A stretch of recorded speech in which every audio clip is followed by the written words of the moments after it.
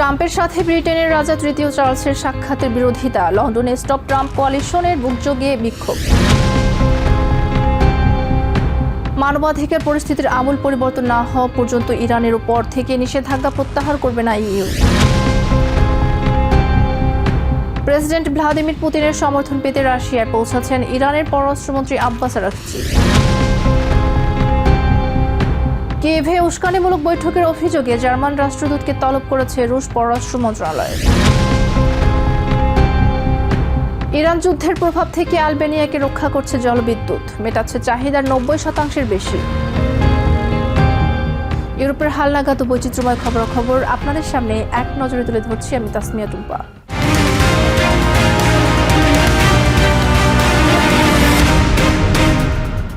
President Donald ট্রাম্পের সাথে সাক্ষাতের জন্য ব্রিটেনের রাজা তৃতীয় চার্লসের সফরের বিরুদ্ধে লন্ডনের বাকিংহাম প্যালেসের সামনে বিক্ষোভ অনুষ্ঠিত হয়েছে। স্টপ ট্রাম্প কোয়ালিশন নামে একটি সংগঠনের ব্যানারে আয়োজিত এই বিক্ষোভে অংশগ্রহণকারীরা ইরান যুদ্ধ ও জীবনযাত্রার ব্যয় বৃদ্ধির জন্য ট্রাম্পের নীতিকে দায়ী করেন। রাজা চার্লসের এই সফরের মাধ্যমে ব্রিটেনকে ট্রাম্পের কর্মকাণ্ডের সহযোগী হিসেবে গণ্য করা হচ্ছে বলে অভিযোগ করেন বিক্ষোভকারীরা। ব্রিটেনের রাজা তৃতীয় চার্লসের আমেরিকা সফরকে কেন্দ্র করে লন্ডনের বাকিংহাম প্যালেসের সামনে জড়ো হন একদল বিক্ষোভকারী। স্টপ ট্রাম্প কোয়ালিশন এর উদ্যোগে আয়োজিত এই প্রতিবাদে বিক্ষোভকারীরা রাজা চার্লস ও প্রেসিডেন্ট ডোনাল্ড ট্রাম্পের মুখোশ পরে নকল ক্ষেপণাস্ত্র নিয়ে প্রতীকী প্রদর্শন করেন। তাদের দাবি, ইরান যুদ্ধের ফলে সৃষ্ট বৈশ্বিক জ্বালানি সংকট ও জীবনযাত্রার ব্যয় বৃদ্ধির জন্য ট্রাম্পের নীতি দায়ী। ব্রিটিশ সরকার সম্প্রতি আমেরিকার সামরিক বাহিনীকে ব্রিটেনের ঘাঁটিগুলো ব্যবহারের অনুমতি দিয়েছে, যা ইরান বিরোধী অভিযানে ব্যবহৃত হচ্ছে। বিক্ষোভকারীদের মতে এটি ব্রিটেনকে এই যুদ্ধের অংশীদার বা সহযোগী করে তুলছে। তারা মনে করেন এমন পরিস্থিতিতে রাজার আমেরিকা সফর একটি ভুল বার্তা দেবে। The British people do not want this state visit to go ahead. We should not be sending the king to wine and dine at a state banquet with Donald Trump when he is driving a cost of living crisis as a result of his war in Iran. অন্যদিকে রাজা চার্লসের এই সফর অত্যন্ত তাৎপর্যপূর্ণ। আমেরিকার স্বাধীনতা ঘোষণার 250তম বার্ষিকীতে এই সফর দুই দেশের মধ্যকার ঐতিহাসিকভাবে আলোচিত বিশেষ সম্পর্ক পুনরুদ্ধারের একটি মিশন হিসেবে দেখা হচ্ছে। তবে সুয়েজ সংকটের পর এবারই প্রথম দুই দেশের সম্পর্ক সর্বনিম্ন পর্যায়ে নেমেছে। বিশেষ করে ইরান ইস্যুতে ব্রিটিশ প্রধানমন্ত্রী কিয়ার স্টারমারের অনড় অবস্থানে ট্রাম্পের ক্রমাগত ব্যঙ্গাত্মক সমালোচনার কারণে দুই দেশের সম্পর্কে বড় ফাটল দেখা দিয়েছে। When actually we need that money to be training over 100,000 nurses in our NHS. But actually what the king should be doing when he's there is meeting with survivors of Epstein's crimes. And yet he's not going to do that. তবে সব প্রতিকূলতা সত্ত্বেও রাজা চার্লসের এই সফর দুই দেশের মধ্যকার নিরাপত্তা ও অর্থনৈতিক সম্পর্ক নতুন করে ঝালাই করার একটি চেষ্টা হিসেবেই দেখছে Royal Palace. Basudebnath, TVN24 news desk. মানবাধিকার পরিস্থিতির আমূল পরিবর্তন না হওয়া পর্যন্ত ইরানের উপর থেকে নিষেধাজ্ঞা প্রত্যাহার করা হবে না বলে জানিয়েছেন European Commission president Ursula von der Leyen. এদিকে ইরান যুদ্ধে আমেরিকার সুনির্দিষ্ট কোনো এক্সিট স্ট্র্যাটেজি নেই বলে মন্তব্য করেছেন জার্মান চ্যান্সেলর ফ্রেডরিক মার্জ। সোমবার নিজ নির্বাচনী এলাকার শিক্ষার্থীদের সাথে আলাপকালে তিনি বলেন, ওয়াশিংটনের অদূরদর্শী কৌশলের কারণে পুরো একটি জাতি এখন তেহরানের কাছে অপদস্থ হচ্ছে। বার্লিনে ক্রিশ্চিয়ান ডেমোক্রেটিক ইউনিয়নের প্রতিনিধিদের সাথে এক বৈঠকে European Commission president Ursula von der Leyen স্পষ্ট করেছেন যে ইরানের ওপর চাপ কমানোর সময় এখনো আসেনি।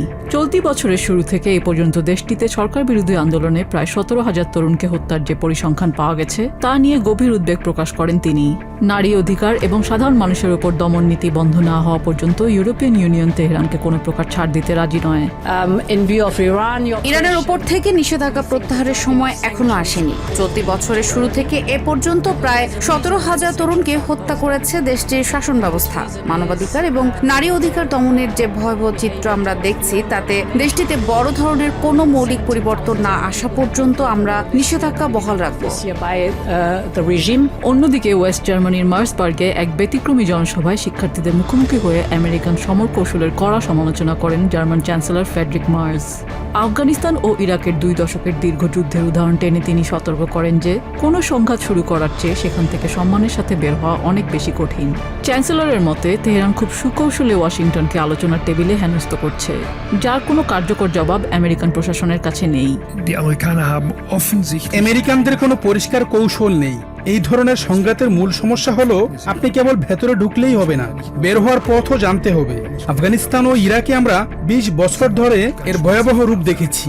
ইরান খুব সুকৌশলে আলোচনা এড়িয়ে যাচ্ছে। আমার বলতে দ্বিধা নেই যে ইরানি নেতৃত্ব এবং বিশেষ করে তাদের রেভলিউশনারি গার্ডস একটি পুরো জাতিকে অপদস্থ করছে। চ্যান্সেলর মার্জের মূল উদ্বেগ এখন জার্মানির অর্থনীতি নিয়ে। তিনি মনে করেন তেহরানের শক্তিমত্তা আন্দাজে ভুল করেছে ওয়াশিংটন, যার সরাসরি মাশুল দিচ্ছে ইউরোপ। সংঘাতের ফলে জ্বালানি সরবরাহ বিঘ্নিত হওয়ায় বাড়ছে করদাতার অর্থের ব্যয়। কৌশলগত গুরুত্বপূর্ণ হরমুজ প্রণালী মাইনমুক্ত করতে জার্মানি তার নৌবাহিনী পাঠাতে প্রস্তুত থাকলেও যুদ্ধ না থামা পর্যন্ত সেই সম্ভাবনাও দেখছে না চ্যান্সেলর মার্জের বাস্তবধর্মী সমালোচনা এবং ভন ডার লিয়েনের নীতিগত অবস্থান ইরান ইস্যুতে ইউরোপের ভেতরে বিদ্যমান সূক্ষ্ম মতভেদকেই স্পষ্ট করে তুলছে। একদিকে অর্থনৈতিক ক্ষতি থেকে বাঁচতে দ্রুত শান্তির প্রত্যাশা, অন্যদিকে মানবাধিকার প্রশ্নে আপোষহীন অবস্থান। এই দুয়ের মাঝে এখন আবর্তিত হচ্ছে ইউরোপের ইরান নীতি। নিজিয়া জামি, টিভিএন 24 নিউজ ডেস্ক।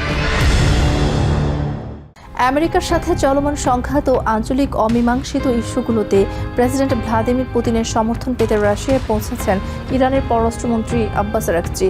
সোমবার এই সফরের আগে তিনি রবিবার ওমান ও পাকিস্তান সফর করেছেন। আরাকচি জানান, আমেরিকার অতিরিক্ত দাবি ও ভুল পদক্ষেপের কারণে পূর্ববর্তী দফার আলোচনা সফল হতে পারেনি, যেখানে পাকিস্তান মধ্যস্থতাকারীর ভূমিকা পালন করছিল। এছাড়া হরমুজ প্রণালীতে নিরাপদ নৌ চলাচল নিশ্চিত করতে ওমানের সাথে বিশেষজ্ঞ পর্যায়ে আলোচনা চালিয়ে যাওয়ার বিষয়েও একমত হয়েছে তেহরান। মূলত পারমাণবিক কর্মসূচি ও বৈশ্বিক রাজনীতিতে রাশিয়ার সাথে অবস্থান শক্তিশালী করাই এখন ইরানের প্রধান লক্ষ্য। রাশিয়ার সাথে যুদ্ধের বর্তমান পরিস্থিতি এবং সামগ্রিক উন্নয়ন নিয়ে আলোচনার এটি একটি উপযুক্ত সুযোগ। তেহরান ও আমেরিকার মধ্যে মধ্যস্থতায় পাকিস্তান গুরুত্বপূর্ণ ভূমিকা পালন করছে, তবে ওয়াশিংটনের অন্যায্য দাবি ও ভুল দৃষ্টিভঙ্গির কারণে আগের দফার আলোচনা সফল হতে পারেনি। এছাড়া হরমুজ প্রণালী ইস্যুতে ওমানের সাথে আমাদের মতের মিল রয়েছে এবং এ বিষয়ে বিশেষজ্ঞ পর্যায়ে আমাদের আলোচনা অব্যাহত থাকবে। ইউক্রেনের কিয়েভে একজন জার্মান সংসদ সদস্য ও চেচেন বিচ্ছিন্নতাবাদী নেতার মধ্যকার বৈঠকের ঘটনায় তীব্র প্রতিক্রিয়া জানিয়েছে রাশিয়া। এই ঘটনার প্রতিবাদে সোমবার মস্কোয় নিযুক্ত জার্মান রাষ্ট্রদূতকে তলব করেছে রুশ পররাষ্ট্র মন্ত্রণালয়। এক বিবৃতিতে তারা জানায়, কিয়েভের এই বৈঠক উস্কানিমূলক এবং বন্ধুসুলভ আচরণের পরিপন্থী। মস্কোর অভিযোগ, বুন্দেসট্যাগ সদস্য রডরিক কিসেওয়েটার এবং চেচেন নেতা আহমেদ জাকায়েভের মধ্যকার এই আলোচনা রাশিয়ার অভ্যন্তরীণ বিষয়ে সরাসরি হস্তক্ষেপ। এই ধরনের কর্মকাণ্ডের জন্য বার্লিনকে হুঁশিয়ারি দিয়েছে ক্রেমলিন। ইরান যুদ্ধের প্রভাবে বিশ্বব্যাপী তেল ও গ্যাসের সরবরাহ ব্যাহত হয়, বিদ্যুৎ উৎপাদন খরচ আকাশচুম্বী হয়ে উঠেছে। তবে এই সংকটের মধ্যেও স্বস্তিতে রয়েছে আলবেনিয়া। দেশটির ডরিন নদী ও সেখানে থাকা জলবিদ্যুৎ কেন্দ্রগুলো আলবেনিয়ার চাহিদার 90% বেশি বিদ্যুৎ সরবরাহ করছে। এটি এমন একটি সময় যখন ইউরোপের অন্য দেশগুলো জীবাশ্ম জ্বালানির উচ্চ মূল্য ও মুদ্রাস্ফীতির কারণে বড় ধরনের অর্থনৈতিক ঝুঁকির মুখে পড়ছে। ইরান যুদ্ধের জেরে বিশ্ববাজারে জ্বালানি তেলের দাম বাড়লেও আলবেনিয়া যেন এক রক্ষা কবচ খুঁজে পেয়েছে। দেশটির পার্বত্য অঞ্চলে প্রবাহিত ডরিন নদীর ওপর নির্মিত জলবিদ্যুৎ কেন্দ্রগুলো আলবেনিয়ার মোট বিদ্যুৎ চাহিদার 90% বেশি পূরণ করছে। গত ফেব্রুয়ারির শেষ দিক থেকে যুদ্ধের কারণে সৃষ্ট বৈশ্বিক জ্বালানি সংকটের বড় প্রভাব থেকে এটি দেশটির অর্থনীতিকে রক্ষা করছে। জ্বালানি বিশেষজ্ঞরা মনে করছেন, ভবিষ্যৎ জ্বালানি নিরাপত্তার জন্য আলবেনিয়ার এই মডেল সারা বিশ্বের কাছে উদাহরণ হতে পারে। যদিও বাড়তি চাহিদার সময়ে তাদের কিছুটা বিদ্যুৎ আমদানি করতে হয়, তবুও ইউরোপের অন্যান্য দেশের মতো জীবাশ্ম জ্বালানির দামের সরাসরি অস্থিরতার শিকার হচ্ছে না তারা। আমরা 100% নবায়নযোগ্য উৎস থেকে বিদ্যুৎ উৎপাদন করছি, যা মূলত জলবিদ্যুৎ। এটি আমাদের জ্বালানি নিরাপত্তা বাড়াচ্ছে এবং উৎপাদন খরচ কমিয়ে দিচ্ছে। ইরান যুদ্ধের কারণে সারা বিশ্ব যখন উচ্চ মূল্যের চাপে রয়েছে, ঠিক তখন আমরা জলবিদ্যুৎ ব্যবস্থার মাধ্যমে সেই প্রভাব কমিয়ে আনতে সক্ষম হয়েছি।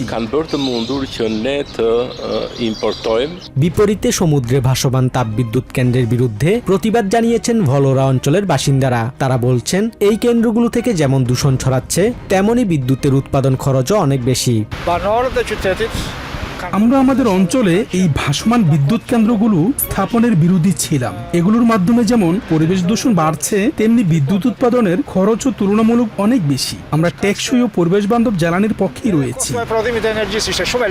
আলবেনিয়ার জ্বালানি মন্ত্রণালয় এক বিবৃতিতে জানিয়েছে, তাপবিদ্যুতের বিপরীতে নবায়নযোগ্য জলবিদ্যুৎ কেন্দ্রের ওপর নির্ভরতাই দেশটিকে বর্তমান সংকটের প্রভাব থেকে সুরক্ষিত রেখেছে। ইটালি, জার্মানি ও গ্রিসের মতো দেশগুলো গ্যাস ও কয়লার উচ্চ মূল্যের কারণে মুদ্রাস্ফীতির চাপে যখন দিশেহারা, তখন আলবেনিয়ার এই নবায়নযোগ্য জ্বালানির মডেল তৈরি করছে ইউরোপের জ্বালানি নিরাপত্তার নতুন সমীকরণ। Basudebnath, TVN 24 news desk. এক নজরে ইউরোপের আরও নানা খবর পেতে চোখ রাখুন টিভিএন 24 নিউজ নেটওয়ার্কের ইউটিউব ও ফেসবুক পেজে। নিউ ইয়র্ক থেকে সম্প্রচারিত টিভিএন 24 টেলিভিশন বিশ্বজুড়ে বাঙালির কণ্ঠস্বর।